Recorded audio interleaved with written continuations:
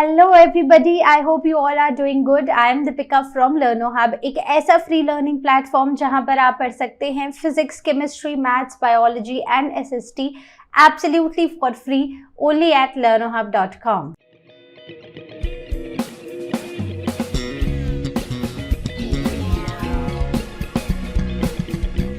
तो आज हम बात करने वाले हैं the circulatory system from class 8।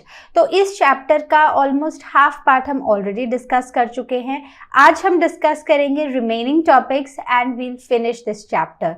So without wasting any time, let's get started.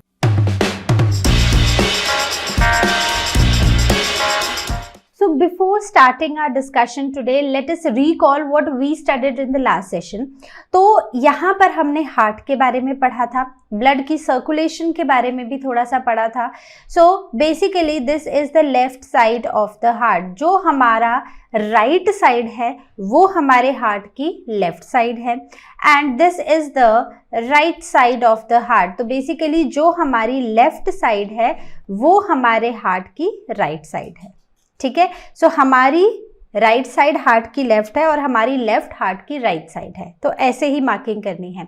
So the upper chambers they are called as auricles. So this is the left auricle, this is the right auricle, and the lower chambers are called as ventricles. So this is left ventricle and this is right ventricle, right? So from left side we deal with the oxygenated blood. So blood is oxygenated in this side, and on the right side of the heart the blood that comes is deoxygenated blood, and there is no mixing of these bloods inside the heart. So throughout our body oxygenated और deoxygenated blood कभी भी mix नहीं होता है, and the wall which separates both of them is called as septum. So left और right side के heart को separate करने वाली वॉल को हम सेप्टम बुलाते हैं।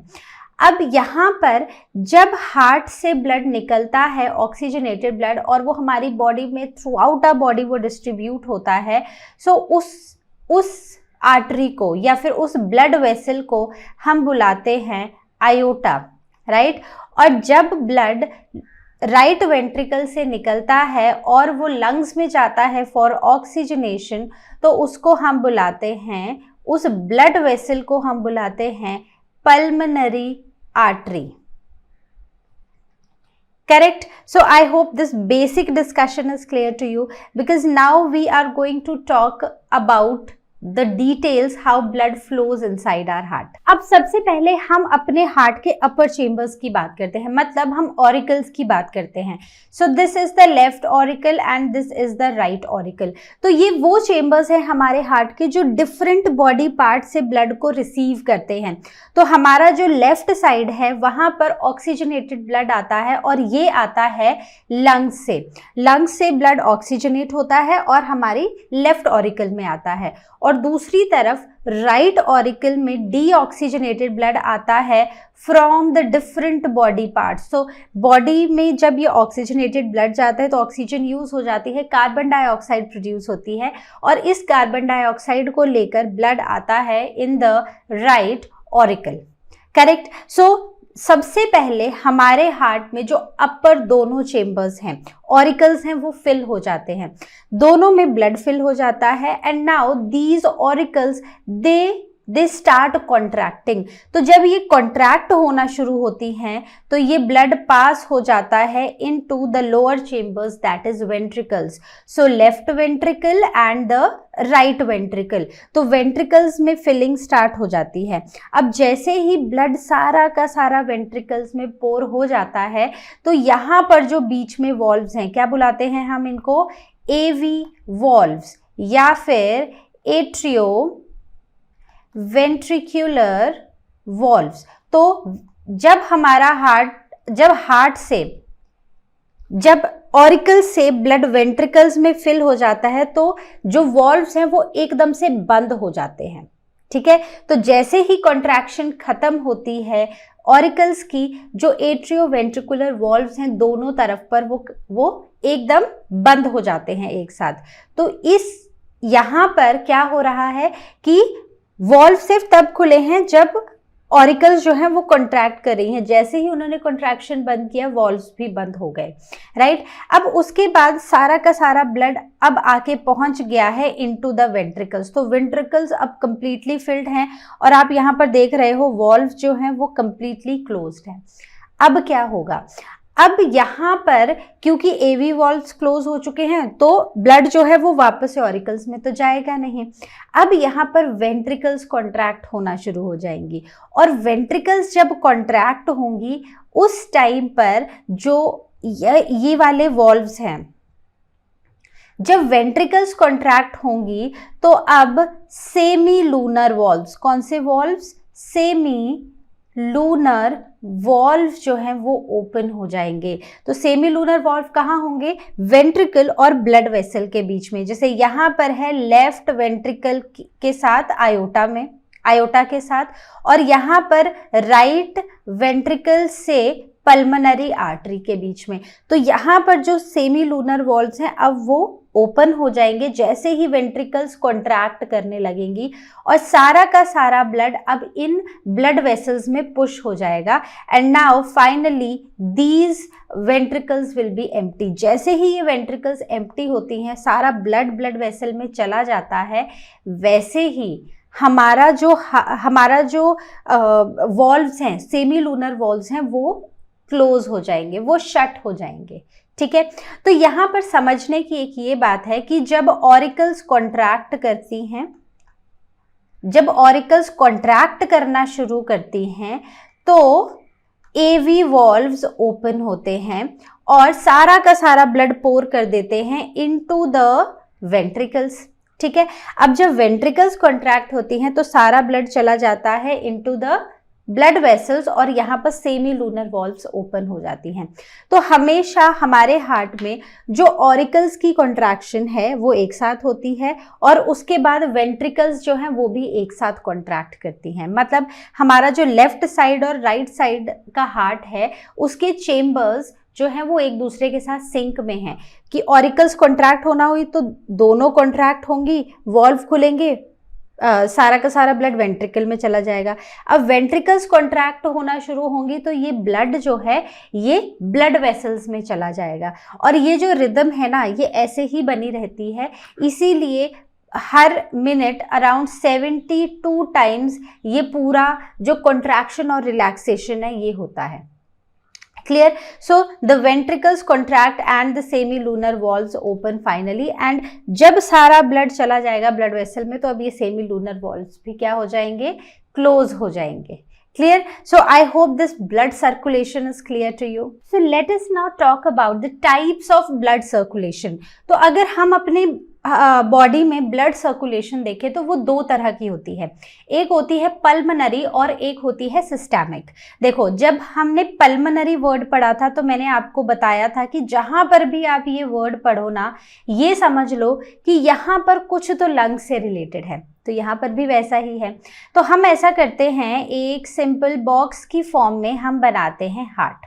ठीक है, तो ये हार्ट है और ये हार्ट के हैं 4 chambers. So this is the left auricle, this is the left ventricle, this is the right auricle and this is the right ventricle. और यहाँ पर हार्ट में हम के ऊपर हम बना देते हैं लंग्स। ठीक है, अब होता क्या है कि बॉडी से जो डीऑक्सीजनेटेड ब्लड आता है वो कहाँ पोर होता है, into the right auricle. Right auricle से वो राइट वेंट्रिकल में जाता है और राइट वेंट्रिकल से वो चला जाता है into the lungs for oxygenation. तो यहाँ पर कौन सा ब्लड है, यहाँ पर है deoxygenated blood, right.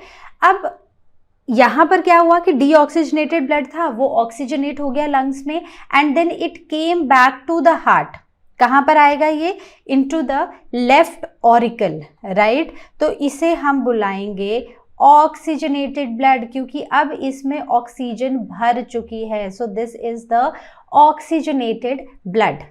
Clear? So this complete circulation जहां पर हार्ट से डीऑक्सीजनेटेड ब्लड निकलता है, लंग्स को जाता है और लंग्स से वापस से हार्ट में आके पोर होता है. So this complete circulation is called as pulmonary circulation. तो देखो यहाँ पर लंग्स इन्वॉल्व हैं, हार्ट से ब्लड जा रहा है लंग्स में और लंग्स से वापस हार्ट में आ रहा है. तो लंग्स कहीं ना कहीं सेंटर में है, इसीलिए हम इसको बुलाते हैं pulmonary circulation. So it is a circulation where the transport of blood takes place between heart and lungs.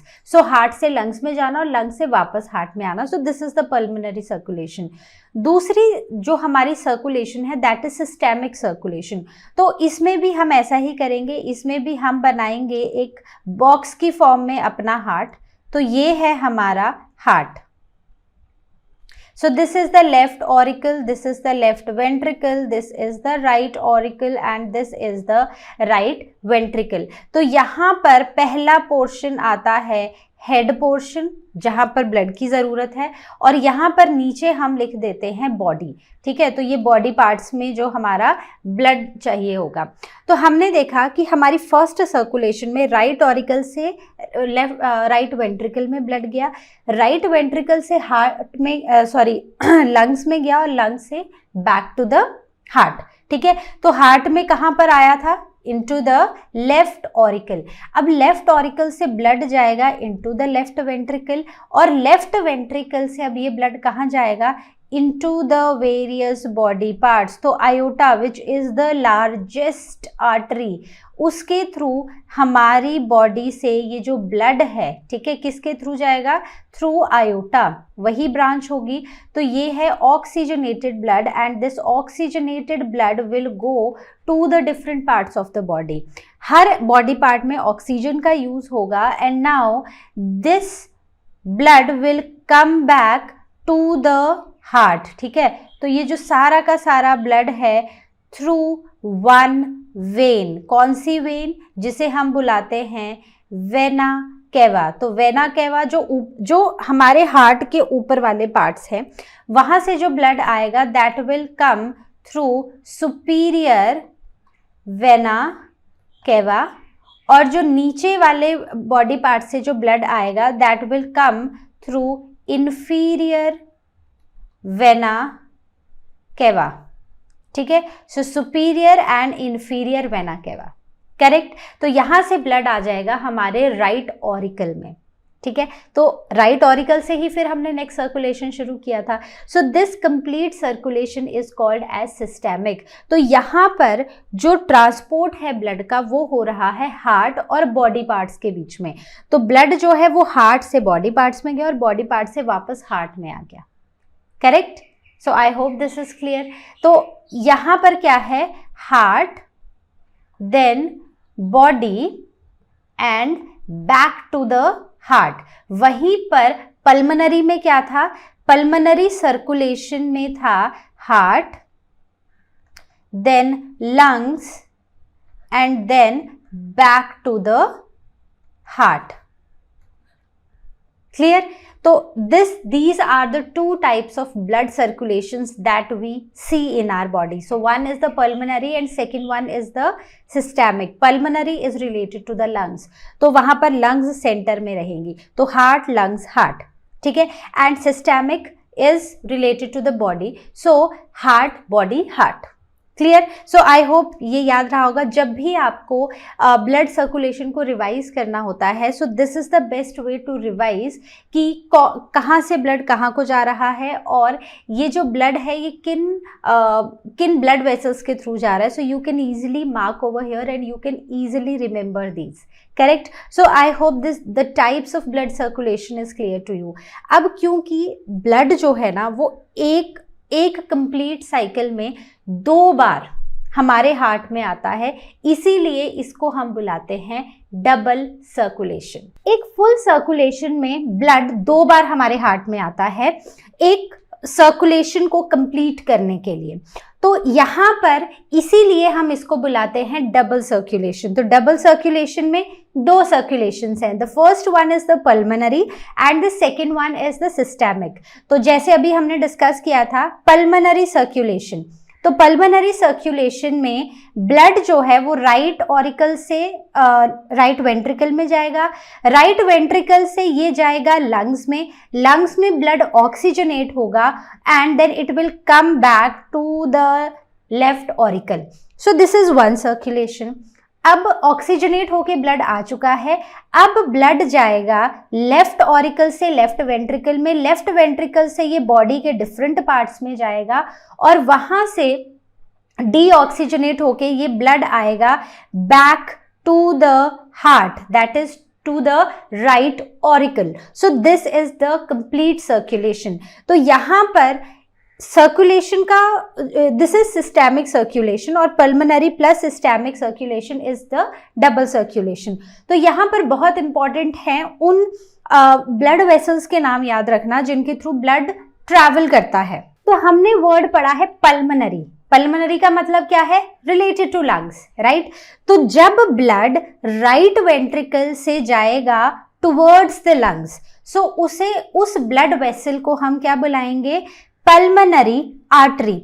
जब भी ब्लड अवे जाता है फ्रॉम द हार्ट तो वो कौन कैरी करता है? Blood. So that is carried by arteries. तो इसीलिए यहां पर ये लंग्स को जा रहा है इसलिए पल्मोनरी, और ब्लड जो है it is going away from the heart, so it is a pulmonary artery. Now the blood vessel which is carrying blood from lungs to the heart, तो लंग्स से हार्ट में आ रहा है. So again lungs are related to pulmonary and now the blood is coming towards the heart. So the blood vessels which carry blood towards the heart are the veins. ठीक है. तो let us recall this. Arteries they carry blood away from our heart. ठीक है. And veins they carry blood towards our heart. Clear? So now the veins and arteries का difference हमें बहुत clear पता है. अब जब ब्लड जा रहा है from heart to the different parts of the body, तो अगेन कौन लेकर जाएगा? एक आर्टरी लेकर जाएगी. तो वो कौन सी है? That is the largest artery which is aorta, the major artery which is leaving the heart. ठीक है. ये फर्दर जाके स्प्लिट हो जाएगी और डिफरेंट बॉडी पार्ट्स में ब्लड को देकर आएगी. उसके बाद जब ब्लड को वापस आना है टू द हार्ट, तो वहां पर अब क्योंकि ब्लड आ रहा है टुवर्ड्स द हार्ट, तो कोई ना कोई वेन होगी जो इस ब्लड को लेकर आएगी and that when is vena cava. तो जो हमारे बॉडी में अपर पार्ट से ब्लड आएगा हार्ट में, that will come through a superior vena cava, और जो नीचे से आएगा वो इंफीरियर. सुपीरियर मतलब समथिंग अबव, समथिंग हायर. ठीक है. एंड इंफीरियर मतलब समथिंग लोअर. तो नीचे से जो आएगा वो आएगा इंफीरियर वेना केवा से और ऊपर से जो आएगा वो आएगा सुपीरियर वेना केवा से. क्लियर? तो ये बात समझ आ गई. तो देखो superior vena cava and the inferior vena cava. Correct? So I hope this much is clear. अब इससे पहले कि हम आगे बढ़े मैं आपसे क्वेश्चन पूछती हूं. The path which blood flows during the pulmonary circulation. Pulmonary, so this word is related to the lungs. तो pulmonary circulation मतलब एक छोटा सा पहले हम इसका जिस्ट बनाते हैं. तो हार्ट से ब्लड जाएगा कहाँ पर? लंग्स में, और लंग्स से वापस आ जाएगा हार्ट में, राइट? तो इतना ही होगा. अब ये जो पाथ है ना ये पूरा बताना पड़ेगा. तो ब्लड जो है वो होगा राइट ऑरिकल में, राइट ऑरिकल से वो जाएगा राइट वेंट्रिकल में, राइट वेंट्रिकल से ये ब्लड जाएगा फ्रॉम थ्रू अ पल्मोनरी. क्या होगा? आर्टरी होगा या वेन होगा? जल्दी से बताओ. Which blood vessel carries blood away from the heart? Is it artery और वेन? जल्दी से. That is artery, right? तो यहां पर आएगी pulmonary artery. Pulmonary arteries blood को पहुंचा देगी लंग्स में, और लंग्स से अब इस ब्लड को कहां पर आना है? हार्ट में वापस ऑक्सीजनेट होके, राइट? तो यहां पर कौन सी ब्लड वेसल होगी? तो देखो लंग्स से रिलेटेड है तो एक बात तो क्लियर है कि यहां पर पल्मोनरी वर्ड आएगा, और दूसरा क्योंकि blood is coming towards the heart so it is going to be vein. ठीक है. And then this will carry blood to the heart. तो हार्ट से शुरू हुआ, लंग्स पे गया और लंग्स से वापस हार्ट में आ गया. सो this is complete pulmonary circulation. ठीक है. समझ आ गया? क्लियर है? Tissue fluid. मतलब टिश्यूज के बीच का फ्लूइड, जिसे हम इंटरसेलुलर फ्लूइड या एक्स्ट्रा सेलुलर फ्लूइड भी बुलाते हैं। मतलब ये बहुत सारे सेल्स हैं, इन सेल्स के बीच में कुछ लिक्विड है। कहाँ से आएगा? जब कैपिलरीज से, दीज आर द कैपिलरीज, ठीक है, thin walled blood vessels are called as capillaries. Capillaries से कुछ ब्लड जो है वो लीक हो जाता है सराउंडिंग्स में, और इन सराउंडिंग में जो लिक्विड होता है उसे हम टिश्यू फ्लूइड बुलाते हैं। सो अब जब ये ब्लड वेसल से, जब ये कैपिलरीज से लीक होता है तो इनमें दो चीजें आती हैं, पहला है प्लाज्मा और दूसरा है ल्यूकोसाइट्स। तो ये लीक हो जाते हैं थ्रू दीज ब्लड वेसल्स। अब ये पहुंच जाते हैं सेल्स को नहलाने के लिए, मतलब they bathe the cell basically, this is the liquid that is present in the surroundings of the cell. तो इसका क्या काम है? इस फ्लूइड का काम है इन सेल्स को ऑक्सीजन देना, इनको असेंशियल न्यूट्रिएंट्स देना, एंड इन टर्न यहाँ से कार्बन डाइऑक्साइड और वेस्ट को एब्जॉर्ब कर लेना। So this is the role of tissue fluid, correct. अब आता है लिम्फ। हमने देखा कि ये क्या है? These are the capillaries, these are the blood capillaries basically, ठीक है। तो मोस्ट स्पेसिफिकली हम इसको लिखेंगे ब्लड कैपिलरीज। तो ब्लड कैपिलरीज से ना कुछ लिक्विड जो है वो सेल्स के बीच में आ जाता है, और यहाँ पर क्या होता है? यहाँ पर ये हमारे सेल्स को बेध करते हैं, सेल्स को ऑक्सीजन देते हैं और उनसे वेस्ट जो है वो सारा ले लेते हैं। अब कुछ जो फ्लूइड होगा ना, जो यहाँ से जो ऊज आउट हुआ होगा, वो जिसे हम टिश्यू फ्लूइड बुला रहे हैं, कुछ tissue fluid will get reabsorbed into these vessels, ठीक है। तो मतलब इन ब्लड वेसल्स में ही कुछ टिश्यू फ्लूइड जो है वो एब्जॉर्ब हो जाएगा, लेकिन अभी भी कुछ फ्लूइड है जो बच जाएगा। वो फ्लूइड कहाँ जाएगा? ऐसा नहीं है कि वो उन्हीं सेल्स को सराउंड करता रहेगा, नहीं। This will go into another system that another vessels, those are called as the lymph capillaries. तो लिम्फ कैपिलरीज में या लिम्फ वेसल्स में ये चला जाएगा, लिम्फ कैपिलरीज से लिम्फ वेसल्स में जाएगा, और लिम्फ वेसल्स से ये पहुंच जाएगा लिम्फ नोड्स में। लिम्फ नोड से निकलने के बाद, these are the lymph nodes, lymph node से निकलने के बाद ये फ्लूइड चला जाएगा इनटू द लिम्फ वेसल्स, और यहाँ से ये पहुँच जाएगा हमारी मेजर वेन में, जो कहाँ पर ओपन होगी? जो ओपन होगी इनटू द राइट ऑरिकल। तो क्योंकि अब ये ऐसा फ्लूइड है ना जिसमें वेस्ट है, जिसमें कार्बन डाइऑक्साइड है, वेस्ट है, जो इन्होंने सेल्स के सराउंडिंग से इकट्ठा किया है। तो अब ये लिम्फ कैपिलरी से होते हुए लिम्फ वेसल्स में, लिम्फ वेसल्स से लिम्फ नोड्स में, and now it will be drained into this vein, major vein which will drain this blood into the right auricle, ताकि इससे वेस्ट रिमूव करके अब क्या हो? अब वापस ये सर्कुलेशन में आ जाएगा, ठीक है। So the tissue fluid may be reabsorbed by the blood vessels, but most of it will enter other set of minute channels, जिन्हें हम लिम्फ वेसल्स बुलाते हैं। So I hope this is clear to everyone. Now coming up next is the lymphatic system. तो एक ऐसा system जिसमें lymph organs हैं, जिसमें लिम्फ वेसल्स हैं, जिनमें लिम्फ कैपिलरीज हैं। So lymphatic system consist of lymphatic organs जैसे कि spleen, tonsils and a network of lymph vessels and circulating lymph, ठीक है। तो जैसे हमारा ब्लड सिस्टम है या फिर सर्कुलेटरी सिस्टम है, तो उसमें आता है ब्लड आता है, फिर ब्लड वेसल्स आती हैं और हार्ट आता है। और यहाँ पर लिम्फेटिक सिस्टम में क्या आएगा? वही लिम्फ आएगा, लिम्फ कैपिलरीज आएंगी और बहुत सारे लिम्फ ऑर्गन्स आएंगे, ठीक है। तो लिम्फ ऑर्गन्स में काफी सारे हैं, लिम्फ नोड्स है, अपेंडिक्स है, bone marrow, tonsils, thymus, spleen and Peyer's patches. So these are the different lymph organs that are present. Lymph organs या फिर हम इन्हें लिम्फोइड ऑर्गन्स भी बुलाते हैं, करेक्ट।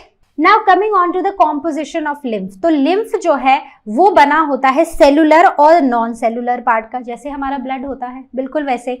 अब लिम्फ में ना एक खासियत है कि लिम्फ में सिर्फ ल्यूकोसाइट्स हैं, ठीक है। ल्यूकोसाइट्स मतलब we are talking about the WBCs, और WBCs के काफ़ी सारे अलग अलग टाइप्स होते हैं, और उसमें जो मेजर टाइप ऑफ WBC है दैट इज द लिम्फोसाइट्स, ठीक है। तो लिम्फोसाइट्स हैं, मोनोसाइट्स हैं, न्यूट्रोफिल्स हैं, लेकिन इस केस में लिम्फ में ज्यादातर लिम्फोसाइट्स होते हैं।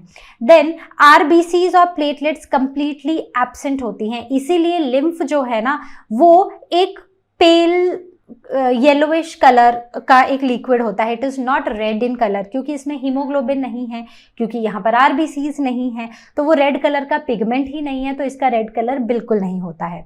The second thing is non cellular. अब देखो, अगर आप लिम्फ को भी देखो ना, वो भी एक फ्लूइड है, तो मतलब उसमें मेजरली क्या है, वाटर है। That is 94% is water, and बाकी जो 6% बचता है that is proteins, fats, carbohydrates, enzymes and antibodies. ठीक है, so I hope this is clear. तो the composition of lymph is clear to everyone. तो ब्लड की भी हमने कॉम्पोजिशन पढ़ी थी, and now we are talking about the composition of lymph, right. Now very important to understand the functions of lymph. Lymph का function क्या है, करता क्या है? तो लिम्फ जो है वो एक न्यूट्रिटिव लिक्विड है, तो इसमें न्यूट्रिएंट्स और ऑक्सीजन होते हैं। वो सेल्स या वो टिश्यूज जिन तक ब्लड नहीं पहुंच पाता है, तो उन तक ऑक्सीजन और न्यूट्रिएंट्स पहुंचाने का काम करता है लिम्फ, करेक्ट। दूसरा, जब भी कोई एक्सेस फ्लूइड होता है ना, तो ये एक्सेस फ्लूइड जो है वो ड्रेन होता है, उनसे मेटाबोलाइट्स जो हैं वो भी ड्रेन होते हैं, और जितने भी प्रोटीन्स हैं वो जो सराउंडिंग्स में चले गए हैं, when this liquid oozes out from the blood capillaries, अब काफी प्रोटीन्स भी चले गए हैं, तो ये प्रोटीन्स और ये सब कहाँ पर आ जाता है वापस, लिम्फेटिक सिस्टम के थ्रू लिम्फ की फॉर्म में ये पहुंच जाता है into our blood circulatory system. ठीक है, देन नेक्स्ट इज एब्जॉर्प्शन। तो हमारे फैट्स, हमारे इंटेस्टाइन में होते हैं फैट्स जो रीएब्जॉर्ब हो जाते हैं फ्रॉम द लिम्फ वेसल्स, तो लिम्फ वेसल से ये रीएब्जॉर्ब हो जाते हैं। Then the third is defence. हमारी बॉडी में लिम्फोसाइट्स है, मतलब हमने पढ़ा कि जो लिम्फ है ना, लिम्फ में क्या होता है, लिम्फ में होते हैं WBCs और कोई RBCs नहीं होते, कोई प्लेटलेट्स नहीं होते, यहाँ पर सिर्फ WBCs हैं जिसमें मेजरली लिम्फोसाइट्स हैं। तो लिम्फोसाइट्स और मोनोसाइट्स मिलकर हमारी बॉडी को प्रोटेक्शन भी देते हैं, ये हमारी बॉडी को प्रोटेक्ट भी करते हैं। लिम्फेटिक सिस्टम का ये भी काम है कि जितना भी बैक्टीरिया है या फिर कोई डिजीज कॉजिंग ऑर्गेनिजम्स हैं जो अब आपके ब्लड, जो आपके लिम्फ में आ गए हैं from the surroundings of the cell, वो सारा का सारा ये कैरी करते हैं इन द लिम्फ। लिम्फ में जब ये सब कुछ पहुंचता है इनसाइड द लिम्फ नोड, तो हमने देखा था ना ऐसे एक बड़ा सा नोड है जहां पर, जिसे हम लिम्फ नोड बुला रहे थे, तो लिम्फ नोड में पहुंचकर ये सारे जर्म्स जो हैं उनको मार दिया जाता है थ्रू दीज लिम्फ नोड्स। इसीलिए ये एक बहुत ही इंपॉर्टेंट पार्ट है हमारी बॉडी के इम्यून सिस्टम का। तो हमारी बॉडी का इम्यून सिस्टम अच्छे से फंक्शन कर पाता है अगर हमारे लिम्फ नोड्स जो है वो हेल्दी होते हैं। तो अब कई बार आपने देखा होगा कि चोट लगे तो या कहीं पर इंजरी हो लिम्स में, लेग्स में, तो वहाँ पर ना जो स्वेलिंग है वो देखने को मिलती है, मतलब कि हमारी आर्म स्वेल हो जाती है या लेग स्वेल हो जाती है। So that is a protective sign. ठीक है, तो इसका मतलब ये नहीं है कि कुछ प्रॉब्लम है, लेकिन आपका जो इम्यून सिस्टम है वो उस पर्टिकुलर चीज़ के लिए रिएक्ट कर रहा है, और वहाँ पर वो क्या कर रहा है, वहाँ पर वो इन डिजीज कॉजिंग ऑर्गेनिजम्स को ख़त्म करने की कोशिश कर रहा है, ताकि ये इन्फेक्शन जो है वो आपकी बॉडी में ना स्प्रेड हो जाए, ताकि ये इन्फेक्शन जो है अब ये आपके ब्लड सर्कुलेशन तक ना पहुंच जाए। तो वो सारा इन्फेक्शन लिम्फ नोड्स में खत्म कर दिया जाता है by the help of these WBCs which are present in our lymph nodes. Clear? So let us now talk about the difference between the lymph and the blood. तो lymph और blood में क्या फर्क है? पहली चीज, लिम्फ जो है वो ओपन सर्कुलेटरी सिस्टम का पार्ट है। हमने देखा कि एक बार जब ब्लड कैपिलरीज से निकल गया, राइट, अब जो बाहर है वो टिश्यू फ्लूइड है। अब ये जो टिश्यू फ्लूइड है ये कुछ जो है वो वापस से ब्लड सर्कुलेटरी सिस्टम में आ जाएगा, लेकिन 10% जो है वो अभी भी बच जाएगा और वो आएगा अब हमारे लिम्फ में। तो ये जो फ्लूइड है ना ये थोड़ा ओपन में फ्लो करता है, तो इसलिए it is a part of open circulatory system, where as blood is a part of a closed circulatory system. तो ब्लड जो है वो सिर्फ और सिर्फ ब्लड वेसल्स में ही फ्लो करता है। Correct? Now it circulates through lymph capillaries, lymph nodes and lymph vessels, whereas blood it goes through arteries, veins, capillaries and heart. Clear? Lymph is pale yellow जिसमें कोई RBCs या hemoglobin नहीं है, whereas blood is red in color because it has hemoglobin present in it. It has the red color pigment called hemoglobin. Lymph has WBCs and blood plasma, but there are no platelets and no proteins, right? But blood has WBCs and it has blood plasma also. Correct?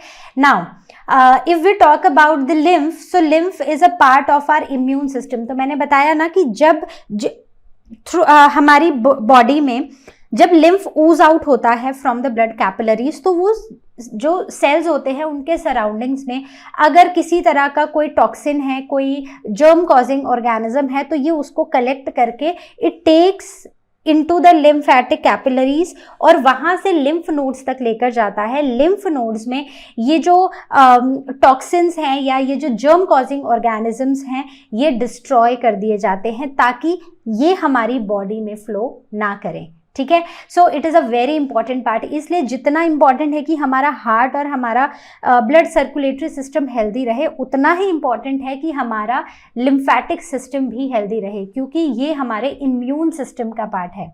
Now it builds our immunity, whereas blood it transports respiratory gases, nutrients and hormones. Correct? So I hope this much is clear to everyone. 1900 में एक scientist Karl Landsteiner ने ABO blood grouping system दिया. तो उन्होंने ये notice किया कि हमारे जो RBCs हैं ब्लड में, इन RBCs के ऊपर कुछ अलग अलग तरह के प्रोटीन्स होते हैं. तो ये जो प्रोटीन्स थे इनके ऊपर ही उन्होंने डिफरेंशिएट किया हमारे ब्लड ग्रुप्स को. इसके ऊपर ही ब्लड ग्रुप्स बनाए गए. So blood groups differentiated on the basis of proteins जिन्हें हम एंटीजेंस बुलाते हैं, found on the surface of RBCs. तो हमारे ह्यूमंस में जो एंटीजेंस हैं ये होते हैं दो तरह के एंटीजेंस. एक है एंटीजन A और एक है एंटीजन B. तो ये जो दोनों तरह के हमारे एंटीजेंस हैं ना, इनमें इनका होना और नहीं होने से हमारे पास आते हैं 4 तरह के ब्लड ग्रुप्स. ठीक है? अब ये जो ब्लड ग्रुप्स है ना, ये जो सिस्टम है पूरा, इसको बुलाया गया ABO ब्लड ग्रुपिंग. करेक्ट? तो इसी के बेसिस पर आते हैं 4 ब्लड ग्रुप्स. पहला वो ब्लड ग्रुप जिसमें RBCs के ऊपर देखा गया एक एंटीजन. कौन सा एंटीजन? Antigen A. तो अगर एंटीजन A देखा गया है तो वो ब्लड ग्रुप हो जाएगा A. अगर एंटीजन B देखा गया है किसी भी RBC के ऊपर तो वो हो जाएगा ब्लड ग्रुप B. और अगर एंटीजन A और B दोनों ही देखे गए हैं तो वो हो जाएंगे ब्लड ग्रुप AB. और अगर कोई भी एंटीजन नहीं है तो वो हो जाएगा ब्लड ग्रुप O. तो हमारे पास यही 4 पॉसिबिलिटीज हैं, या तो एक एंटीजन होगा या 2 होंगे या फिर कोई भी नहीं होगा. करेक्ट? तो ये डिपेंड करता है कि RBCs के ऊपर कौन सा एंटीजन प्रेजेंट है, उससे हमें पता चलेगा कि एक इंसान का ब्लड ग्रुप क्या है. दूसरी चीज यहाँ पर जो इम्पॉर्टेंट है वो ये है कि ब्लड में होता है प्लाज्मा. तो हमने देखा है कि जो हमारा ब्लड है ना, ब्लड में प्लाज्मा है, तो अराउंड 55% जो है वो प्लाज्मा है. RBCs जो हैं वो अराउंड 45% है और जो रिमेनिंग है ना वो WBCs है. ठीक है? तो यहाँ पर जो हमारा लेना देना है वो सिर्फ RBCs और प्लाज्मा से है, क्योंकि प्लाज्मा में एक बड़ी ही इंपॉर्टेंट चीज़ होती है जिसे हम बुलाते हैं एंटीबॉडीज़. तो ये जो एंटीबॉडीज़ होती हैं ना हमारे प्लाज्मा में, वो बहुत ही क्रूशियल है जब ब्लड ट्रांसफ्यूजन होता है, जब किसी इंसान को ब्लड देने की ज़रूरत होती है in case of accidents, injuries या एक्सेसिव ब्लड लॉस और एनी अदर कंडीशन. तो उस केस में ना ये एंटीबॉडीज़ बड़ा इंपॉर्टेंट रोल प्ले करती हैं, क्योंकि होता क्या है, अगर आपकी आरबीसीज हैं, से आपकी आरबीसीज में ए एंटीजन है, तो इसका मतलब है कि उससे ऑपोजिट वाला एंटीबॉडी आपके प्लाज्मा में होगा, तो इसका मतलब कि आपके प्लाज्मा में एंटी बी होगा। अगर आपके ब्लड में आरबीसीज के ऊपर एंटीजन बी है तो इसका मतलब आपकी बॉडी में एंटीबॉडी ए होगा। अगर आपकी बॉडी में दोनों ही तरह के एंटीजन्स हैं, ए एंटीजन भी है और बी एंटीजन भी है, इसका मतलब आपके ब्लड ग्रुप में, आपके प्लाज्मा में कोई भी एंटीबॉडी नहीं होगी, राइट। और चौथा केस आता है जब किसी भी तरह का एंटीजन हमारे आरबीसीज पे प्रेजेंट नहीं है, उस केस में हमारे प्लाज्मा में दोनों ही एंटीबॉडीज प्रेजेंट होती हैं। तो अब देखो ये जो कॉन्सेप्ट है ना, ये काफी इंपॉर्टेंट है। आपको इतना समझ आया, मतलब ऑल्टरनेट जो एंटीजन है उससे दूसरी एंटीबॉडी हमारे ब्लड में है। अगर कोई भी एंटीजन नहीं है तो इसका मतलब दोनों एंटीबॉडीज हैं, अगर दोनों एंटीजन हैं इसका मतलब कोई भी एंटीबॉडी नहीं है। तो इतना कॉन्सेप्ट समझ आया, क्योंकि अब हम ब्लड डोनेशन वाला कॉन्सेप्ट पढ़ने वाले हैं which is very important. So let us talk about blood donation which is also called as blood transfusion.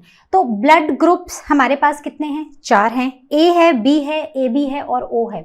तो सबसे पहले हम ये मेंशन करेंगे, मैंने आरबीसीज ऑलरेडी बना के रखी हैं, तो हम ये मेंशन कर रहे हैं कि कौन से ब्लड टाइप में आरबीसीज पे कौन सा एंटीजन प्रेजेंट होता है। तो यहाँ पर एंटीजन होगा ए, यहाँ पर एंटीजन होगा बी, यहाँ पर ए बी के केस में दोनों ही एंटीजन्स प्रेजेंट होंगे और ए में, ओ में कोई भी एंटीजन नहीं होगा। दूसरी चीज जो अब हम यहाँ पर मेंशन करने वाले हैं that is about the antibodies. तो जहाँ पर एंटीजन ए है वहाँ पर उससे ऑपोजिट एंटीबॉडीज प्रेजेंट होंगी। बी है तो यहाँ पर ए एंटीबॉडीज प्रेजेंट होंगी, वहीं पर ए बी है तो मतलब कोई भी एंटीबॉडी नहीं होगी, और ओ के केस में दोनों ही एंटीबॉडीज प्रेजेंट होंगी, राइट। तो अब हमें यहाँ पर ये समझना है कि कौन सा ब्लड ग्रुप जो है वो किस ब्लड ग्रुप से ब्लड ले सकता है। In case of any accidents और सर्जरीज, जब ब्लड ट्रांसफ्यूजन होता है तो कौन सा ब्लड ग्रुप में हम कौन से आरबीसीज को ट्रांसफ्यूज कर सकते हैं। तो अगर हम बात करें ब्लड ग्रुप ए की, अगर कोई ऐसा इंसान है जिसका ब्लड ग्रुप ए है और उसको कोई इंजरी होती है या उसको ब्लड की ज़रूरत होती है, तो एक तो वो अपने आप से ए ब्लड ग्रुप वालों से ब्लड रिसीव कर सकता है, दूसरा वो किससे रिसीव करेगा। तो अगर आप यहाँ पर ए देखो, ठीक है, तो इसके पास क्या है, इसके पास बी एंटीबॉडीज है, तो इसके पास बी एंटीजन है तो बी से ये रिसीव नहीं कर पाएगा। यहाँ भी बी एंटीजन है तो इससे भी रिसीव नहीं कर पाएगा, लेकिन यहाँ पर कोई भी एंटीजन प्रेजेंट नहीं है ओ में, ठीक है। एंटीबॉडीज दोनों है लेकिन एंटीजन नहीं है, तो इसकी एंटीबॉडीज इन आरबीसीज पे कोई इफेक्ट नहीं कर पाएंगी, तो मतलब ये ओ से भी रिसीव कर पाएगा, ठीक है। दूसरा बी ब्लड ग्रुप उन सब से रिसीव कर पाएगा जिनके पास एंटीजन ए नहीं होगा। तो ए से नहीं कर सकता क्योंकि एंटीजन ए है, बी से भी नहीं कर सकता, बी से तो ऑफकोर्स कर सकता है, ए बी से भी नहीं कर सकता क्योंकि यहाँ पर एंटीजन ए है तो ये भी नहीं हो सकता। ओ से कर सकता है क्योंकि इसके सरफेस पे कोई भी एंटीजन प्रेजेंट नहीं है, ठीक है। तो यहाँ पर हम लिख देंगे blood group O, right.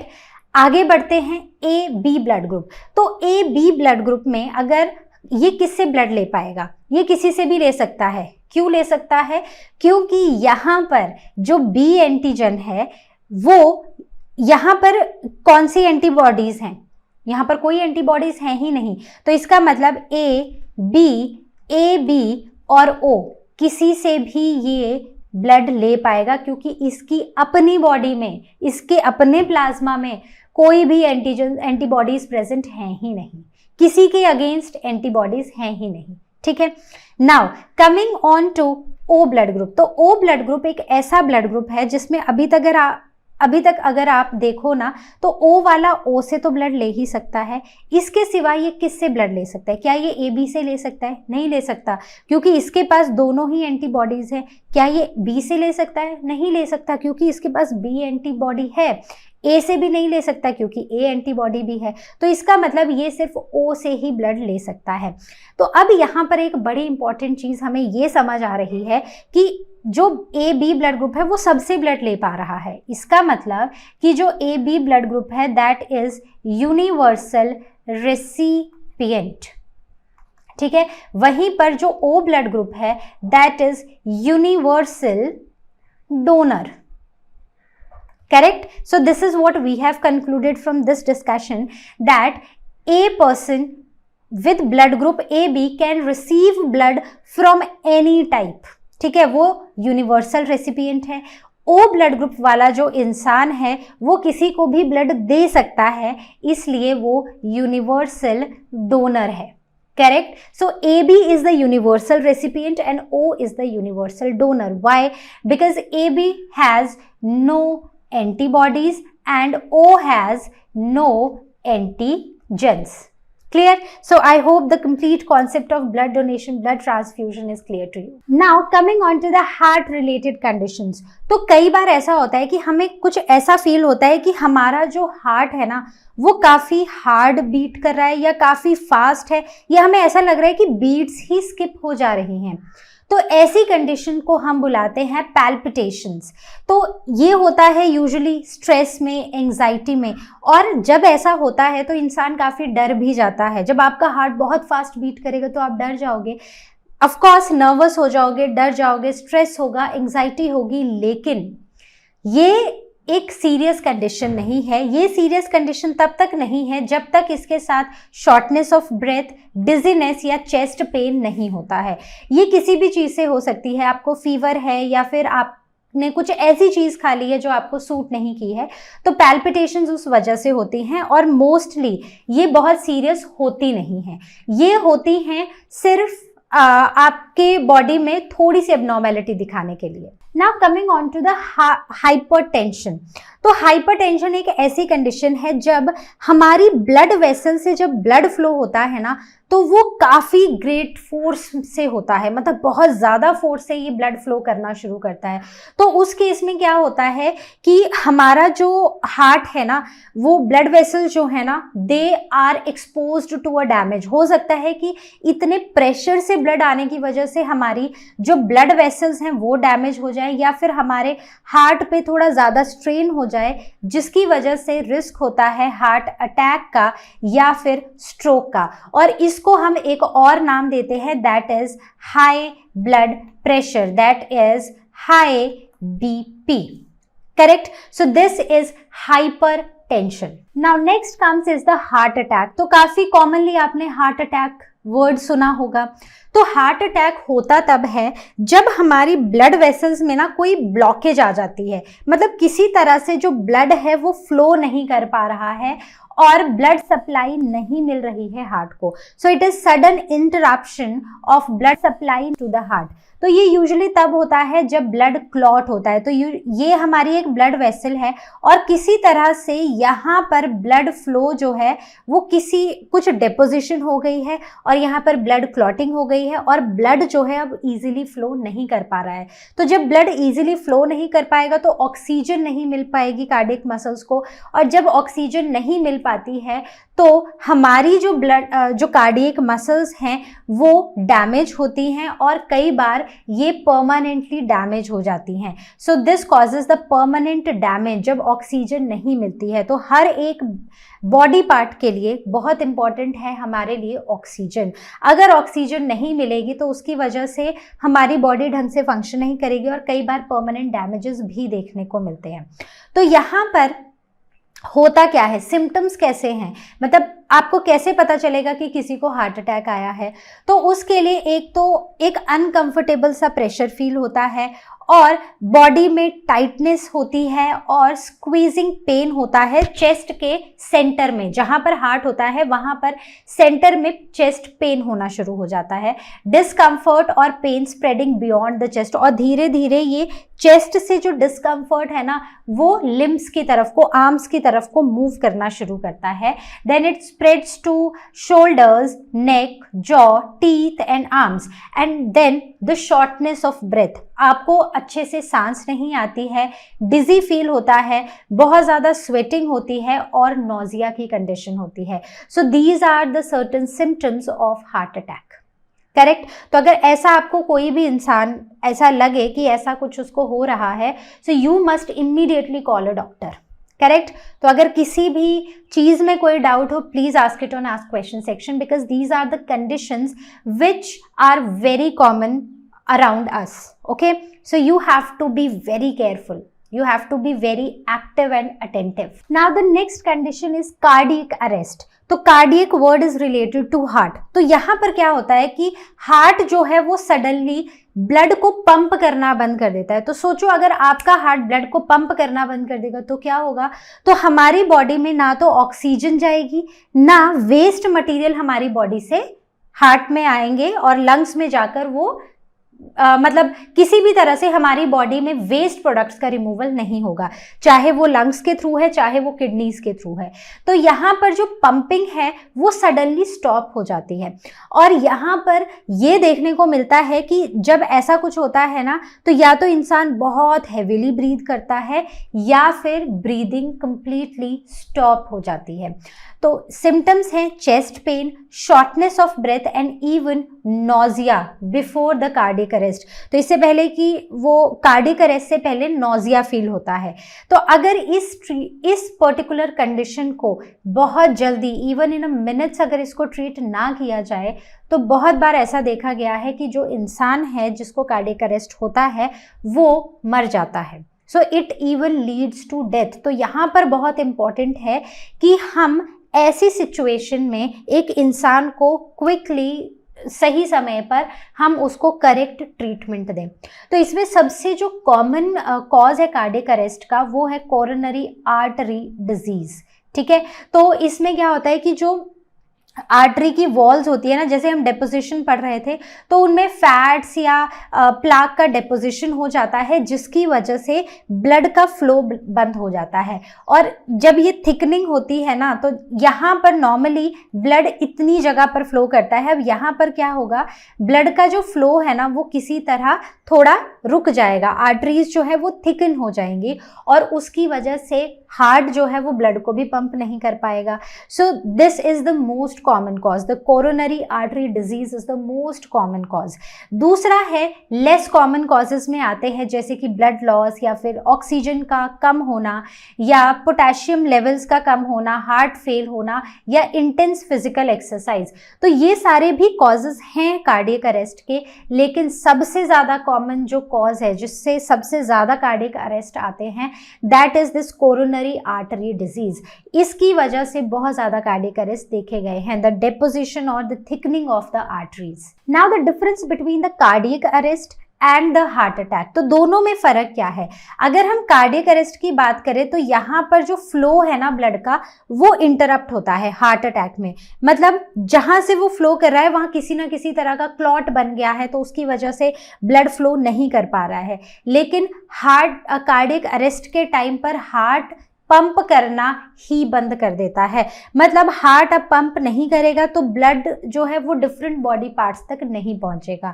So this is the main difference between heart attack and the cardiac arrest. Cardiac arrest में हार्ट ब्लड को पंप नहीं करेगा और हार्ट अटैक में जो ब्लड का फ्लो है वो इंटरप्ट होगा। सो this is the difference between the two.